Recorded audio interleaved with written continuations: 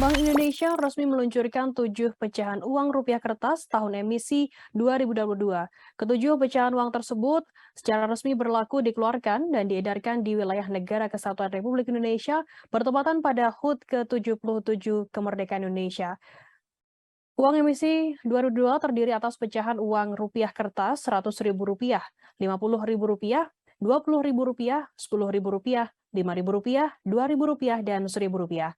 Informasi lebih lengkapnya akan disampaikan oleh rekan jurnalis kami dari Tribun Padang, ada Rima Kurniati yang akan melaporkannya. Silakan rekan Rima.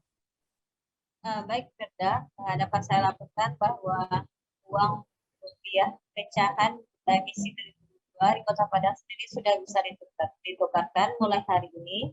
Untuk lokasinya berada di Gedung Lama Bank Indonesia, Jalan Bero IPA, Muara, Kota Padang.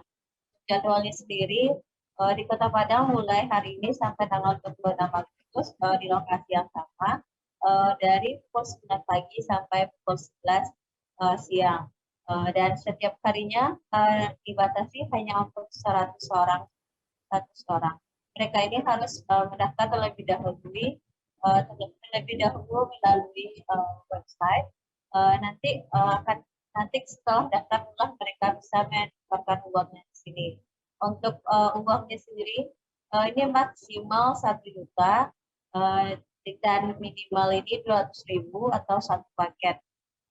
Dan Bank Indonesia perwakilan Sumatera Barat sendiri menyediakan sekitar 757 miliar uang yang akan diedarkan secara bertahap. Jadwalnya sendiri ini dimulai di Kota Padang dan nanti akan keliling 19 kabupaten kota di Sumatera Barat.